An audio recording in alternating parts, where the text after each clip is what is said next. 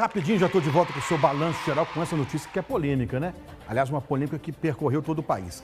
O Tribunal de Justiça de Minas vai abrir uma sindicância para apurar a polêmica sentença de absolvição de um homem de 35 anos no caso de estupro de uma menina de 12 anos no Triângulo Mineiro. O magistrado também será alvo de investigações de denúncias por suspeita de receber salários indevidamente e até um suposto assédio contra um menor de idade.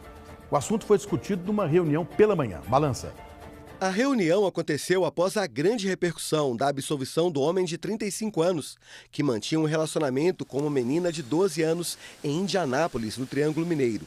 O vice-governador do estado, Matheus Simões, e o deputado federal Nicolas Ferreira conversaram com o presidente do Tribunal de Justiça de Minas Gerais, desembargador Luiz Carlos Corrêa Júnior, na sede do TJMG, na capital mineira. Já foi instaurado um processo administrativo.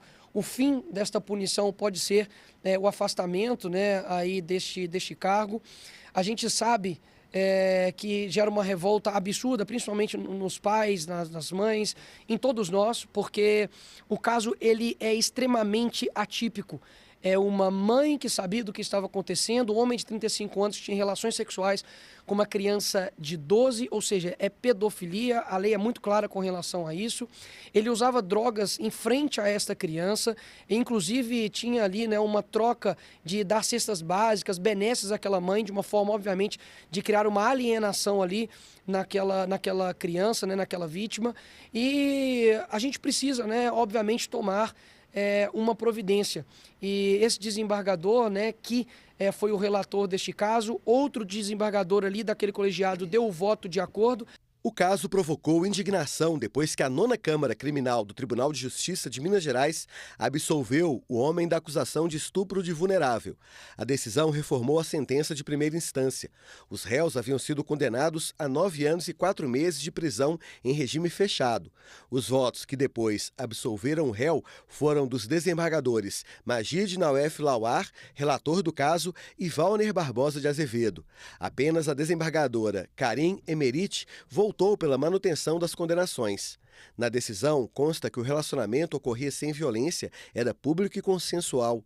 A mãe da menina, que também respondia por conivência, foi inocentada.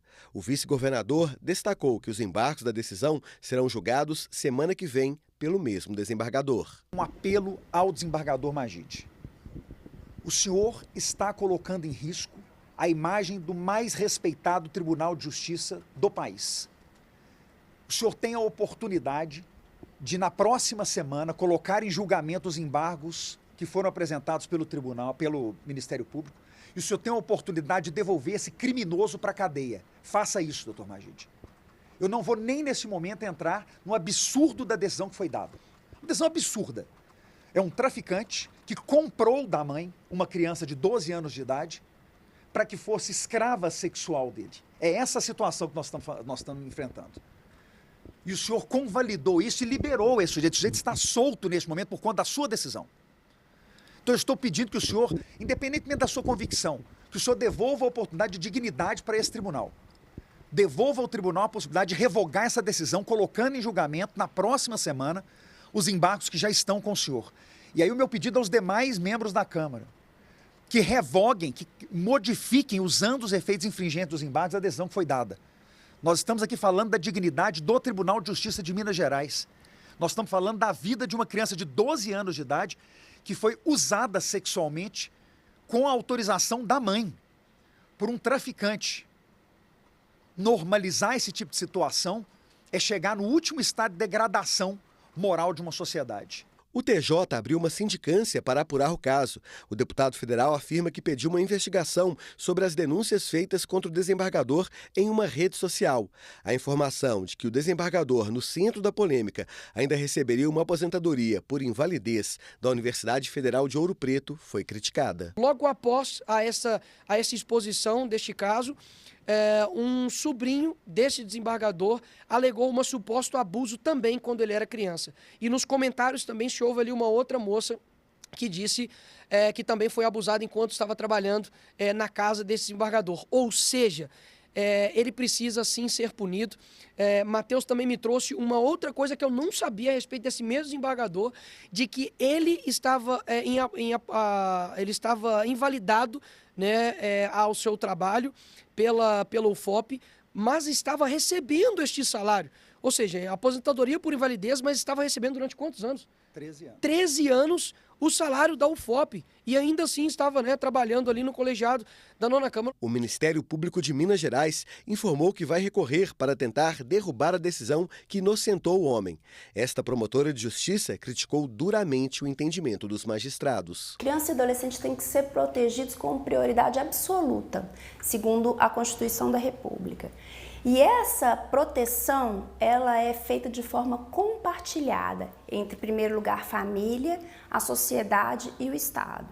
Então, se a proteção da família falha, o Estado precisa atuar. Com a decisão do tribunal, o Ministério Público vai fazer a análise da decisão, chamada acórdão, para verificar as possibilidades de interposição de recurso. A decisão gerou reação de políticos de direita e de esquerda, de conselheiros tutelares e de entidades ligadas à defesa dos direitos da criança e do adolescente. Ela significa um risco social quando as pessoas começam a enxergar um crime como uma conduta normal, como uma conduta adequada. Ela também desencoraja que pessoas tragam seus registros, façam seus comunicados, as denúncias aos órgãos competentes, porque eles vão pensar que posteriormente, a decisão será essa, e é uma decisão que gerou insatisfação social também. O Conselho Nacional de Justiça determinou a abertura de um pedido de providências para apurar a atuação do Tribunal de Justiça de Minas Gerais e do desembargador, que foi o relator do processo. O que se espera e a sociedade inteira no país todo aguarda, posso te dizer seguramente que em 100%, que essa decisão absurda seja corrigida. O quanto antes, senão ficará realmente uma imagem, uma mácula, uma mancha que vai ser difícil de ser esquecida. Estou dizendo de uma adolescente de 12 anos, quase uma criança, tendo uma relação com alguém de 35. Foi estuprada por alguém de 35, um traficante que agora está solto. Tem que voltar para a cadeia e pagar pelo crime que cometeu, gravíssimo que foi.